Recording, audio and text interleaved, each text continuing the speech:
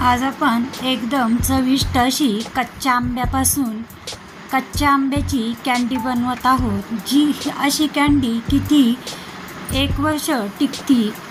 आता त्यासाठी 2 या असे कच्चे आंबे घेतलेले आहे। आता हे आंबे स्वच्छ असे धुवून घेतले। आता हे मागचा जे चिक्काचा भाग आहे म्हणजे आंब्याचं जे देठ आहे ते सगळ्यात आधी काढून घेतलं आणि त्याचे सालही काढून घेतले।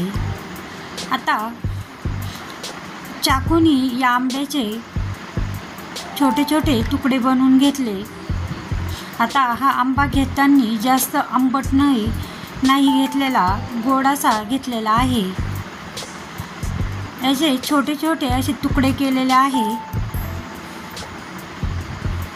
मोठे तुकडे केले की शिजवायला वेळ लागतो आणि छोटे शिजवायला अजिबातही वेळ लागत नाही।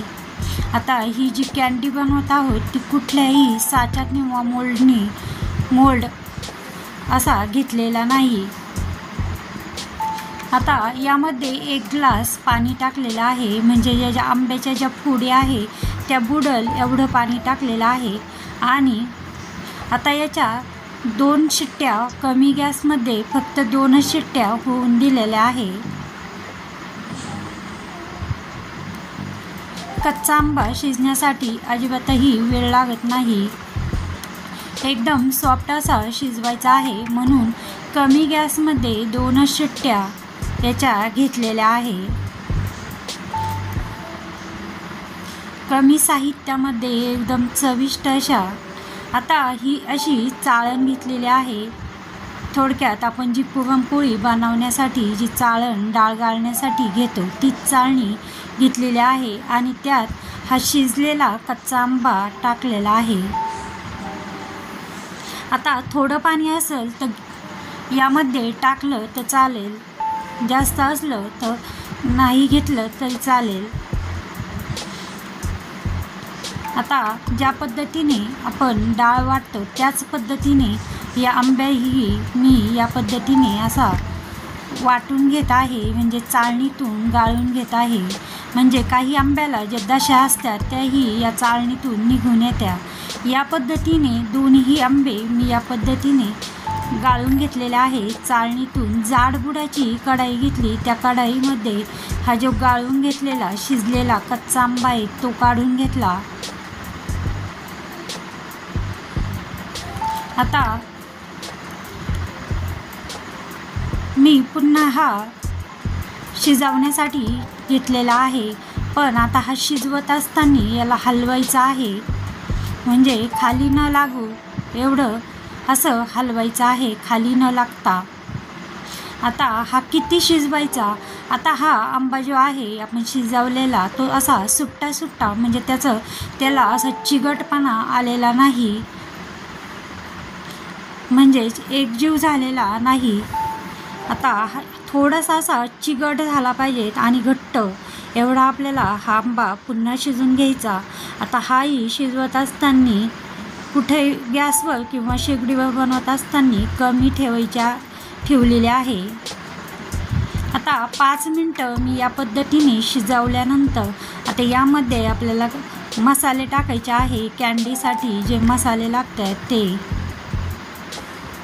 आता मी यामध्ये आता आंबा किती गोड आंबट आहे त्यानुसार मी यामध्ये 1 छोटी वाटी पिठी साखर केली आणि ती टाकलेली आहे। आता गुळही चालेल, पण गुळाने ही जी कँडी आहे ती काळी पडल म्हणून मी यामध्ये पिठी साखर टाकलेली आहे। आता पिठी साखर टाकल्यानंतर मला थोडीशी कमी वाटली म्हणून मी 1 चमचा पुन्हा टाकली। त्यानंतर थोडंसं पाणी सैल होईल हा जो कच्चा आंबा आहे। आता त्यानंतर मी यामध्ये काळं मीठ हा निम्मा चमचा टाकलेला आहे। काळ्या मिठाने एकदम छान अशी कँडी लागते।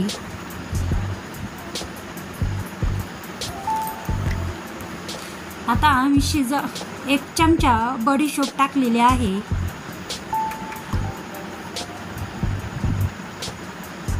एकदम नवीन अशी कधीही न पाहिलेली आपण गुळ आंबा, साखर आंबा पण कायमच बनवतो, पण या पद्धतीने एकदा ही कच्च्या आंब्याची कँडी बनवून बघा, नक्कीच सगळ्यांना आवडेल आणि खूप छान अशी लागती. कमी साहित्यात.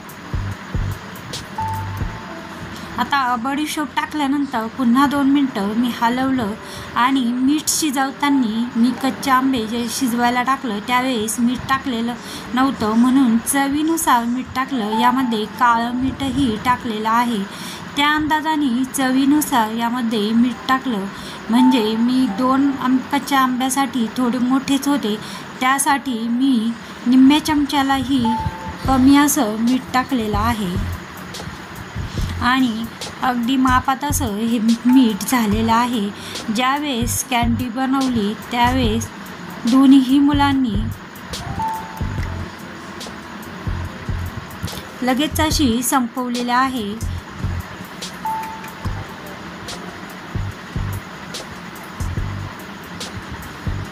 आता यामध्ये 1 चमचा चिली फ्लेक्स तो टाकलेला आहे.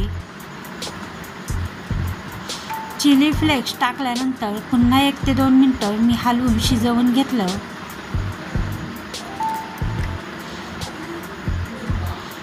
आता हे कसं ओळखायचं, तर आता हे सहज पडत आहे म्हणून अजून 2 ते 3 मिनटं आपण पुन्हा याला हलवून शिजवून घेतलेलं आहे. आता मी उलटणीने हलवत आहे. आता उलटणीवर घेतलं की ते सहजासहजी पडल्या गेलं नाही पाहिजे. या पद्धतीने आता हे सहजासहजी इतकं पडत नाही. म्हणजे आपलं हे जे कच्चे आंबे आपण कँडीसाठी केलेलं आहे ते एकदम व्यवस्थित आपल्याला जसे पाहिजे तसे शिजले गेलेले आहे. आता मी हे बंद केलेलं आहे आणि सगळीकडं असं जिथं जिथं खाली लागलं आहे ते व्यवस्थित सगळं असं एकजीव केलेलं आहे.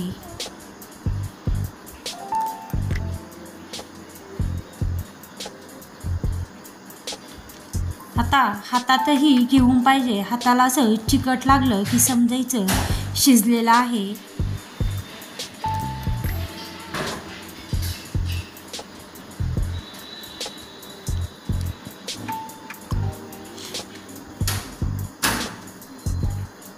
आता पोळपाटही घेतला तर चालेल, पण मी या ठिकाणी ताट घेतलेले आहे. त्याला थोडंसं असं तूप लावून घेतलं.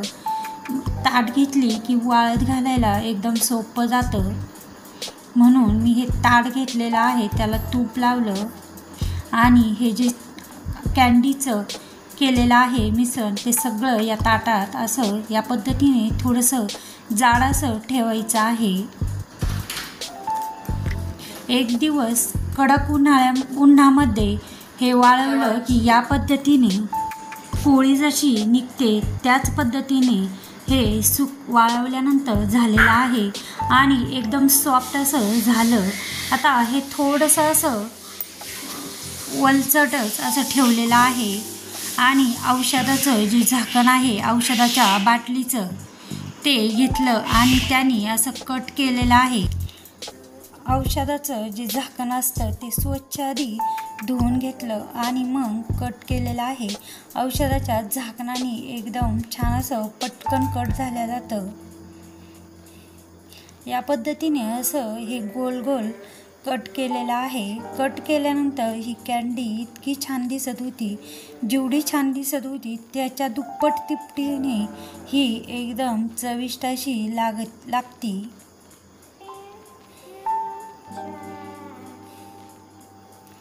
आणि कटही एकदम छान अशी होत आहे. आता हे जे शिल्लक असतं गोल काढल्यानंतर त्याचेही मी असं छोटे छोटे कट केले आहे. तेही एकदम छान असं दिसत होतं आणि आपल्या ह्या कँडी तर एकदमच मस्त अशा झालेल्या आहे. एक वेळेस कमी साहित्यामध्ये कमी वेळेमध्ये ही कच्च्या आंब्याची कँडी एकदा नक्कीच बनवून बघा. सगळ्यांना नक्कीच आवडेल. नवीन अशी